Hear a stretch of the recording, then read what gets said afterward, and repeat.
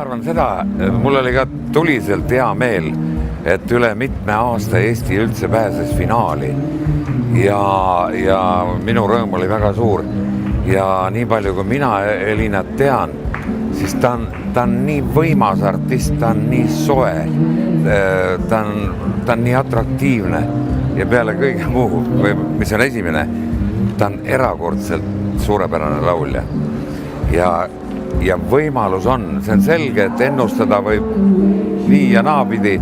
Eurovisioon on üks kummaline asi, seal kunagi ette ei tea, mis seal võita võib, aga ma ei oleks väga üllatunud, kui Elina võidaks.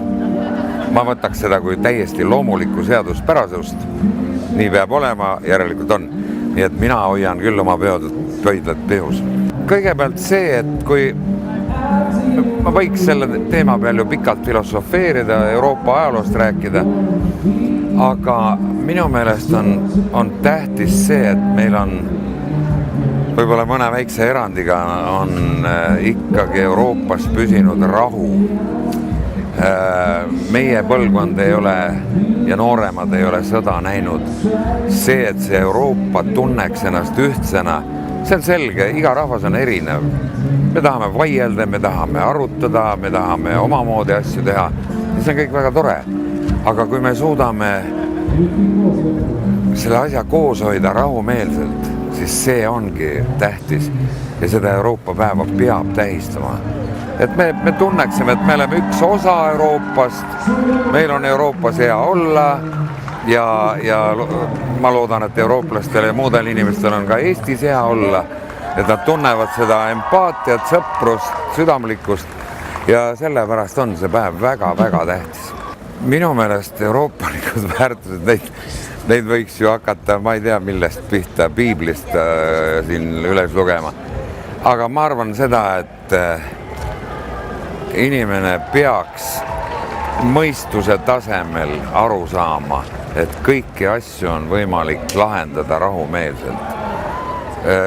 Meie käitumisnormid on enam-vähem ühesugused.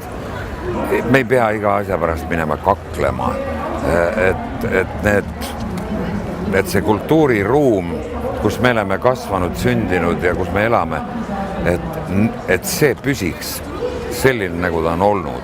Me saame hakkama ja ausus, töökus, see soov elada vabas demokraatlikus maailmas, et me ei peaks kannatama kunagi enam mõne diktaatori suva täitma tema tahtmisi.